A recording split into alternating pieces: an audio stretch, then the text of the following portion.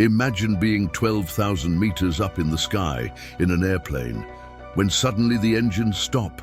There's no fuel left, and you're trapped inside a giant metal machine that should be flying, but is now silently falling from the sky.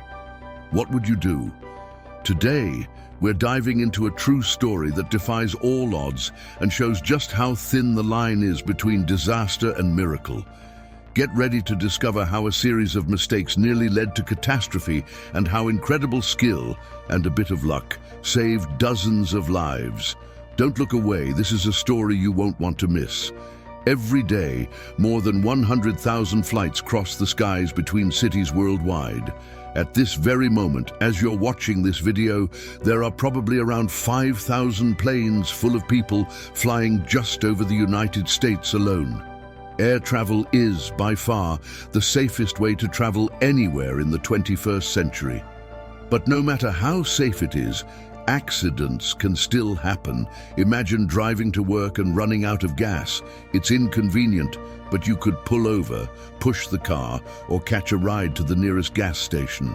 Now, imagine running out of fuel while flying a plane. Suddenly, your options aren't that simple. That's exactly the situation the crew of Air Canada Flight 143 faced on July 23, 1983. The previous day, the plane had flown from Toronto to Edmonton and undergone routine maintenance checks.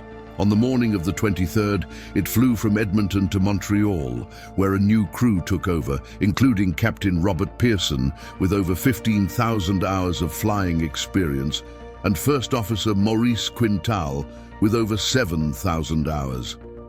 At the time, Canada was transitioning its aviation industry from imperial units to the metric system. However, this change was still underway, and Air Canada had only implemented the metric system in its new 767 planes, like the one used for Flight 143.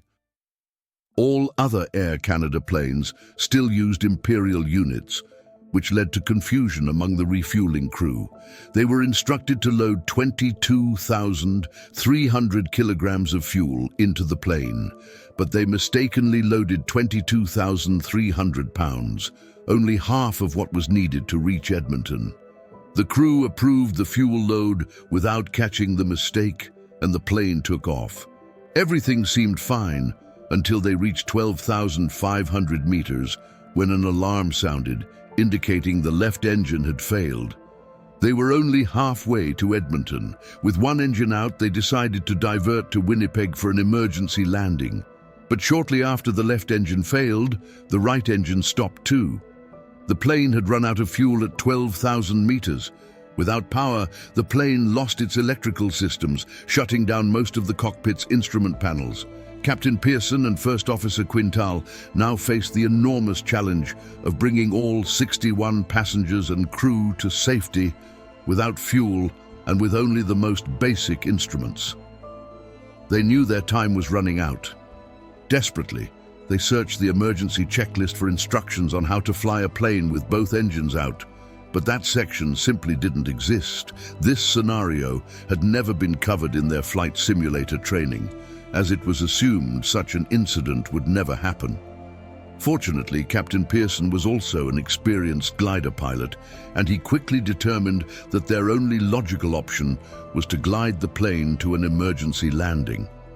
However, neither pilot had access to a vertical speed indicator, which would tell them the rate at which the plane was descending. This meant they couldn't be sure how long they could continue gliding before the plane would inevitably crash to the ground. Captain Pearson estimated that the ideal glide speed for the plane was around 400 kilometers per hour. First Officer Quintal then began calculating if they could still reach their emergency landing site in Winnipeg, using the backup mechanical instruments to measure their altitude and comparing this to the distance traveled as relayed by air traffic control. He determined that they had lost 1,500 meters of altitude over just 18 nautical miles of gliding, meaning Winnipeg was too far away. Thinking fast, Quintal suggested landing at an old Royal Canadian Air Force base in Gimli, where he had once served as a pilot. Captain Pearson and Air Traffic Control agreed to the plan, but they were unaware that the former Air Force base had since been converted into a racetrack.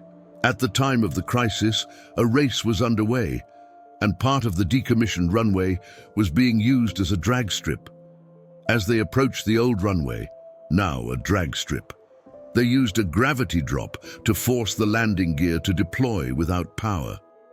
It soon became clear that they were coming in too high and too fast, but they had no choice and pressed on. Several factors made the landing incredibly difficult. First, without the engines, the plane was eerily silent, so the people on the ground at the racetrack had no warning that the plane was approaching. Second, the nose landing gear hadn't locked into place during the gravity drop. Third, the plane had automatically deployed a small wind turbine on its side to generate power for the hydraulic steering system as the main engines were down. As long as the wind kept spinning the turbine blades, the pilots had some control. But as the plane slowed on its approach, the blades turned more slowly, producing less energy, making the plane increasingly harder to maneuver. In a near miracle, two things happened that saved everyone from disaster. First, the failure of the nose landing gear to lock into place turned out to be a blessing in disguise. As the wheels touched the runway, Captain Pearson braked sharply, causing the nose landing gear to collapse and retract into its compartment. This forced the nose of the aircraft to hit the ground, bounce upward, and then scrape along the runway, creating extra friction that helped slow the plane down and prevent it from veering off the runway and hitting the surrounding crowd. Pearson also applied additional right brake, causing the main landing gear to roll over a barrier positioned in the middle of the runway, which added even more drag. Finally, Air Canada Flight 143 came to a complete stop on the ground, 17 minutes after losing fuel and power. Remarkably, no one on board or on the ground was seriously injured. Following an internal investigation by Air Canada, Captain Pearson was demoted for 6 months, and First Officer Quintal was suspended for 2 weeks for allowing the incident to occur. However, both successfully appealed their suspensions and were awarded the FAI's first Diploma of Airmanship for their extraordinary skill and quick thinking. They both continued their careers as pilots without any major incidents afterward, and the 767 itself remained in service with Air Canada until it was finally retired in 2008, almost 25 years later. The Boeing 767 used in Flight 143 was repaired after the incident and returned to service, continuing to fly for another 25 years. It became famous among aviation enthusiasts, and many travelers requested to fly specifically on this aircraft, nicknamed the Gimli Glider. After the incident, various flight simulators were programmed to replicate the situation faced by Flight 143, running out of fuel and electrical power at 12,000 meters. Interestingly, most pilots attempting to land the plane in these conditions during simulations failed to land successfully, highlighting just how exceptional Captain Pearson's skill truly was. The Gimli Glider incident became a famous story in aviation history, featured in documentaries, TV shows, and even a made-for-TV movie called Falling from the Sky, Flight 174. The takeaway from this story: bad math can kill you, but good math can save your life. If everyone had known how to use conversions and math correctly from the start, the whole incident could have been avoided.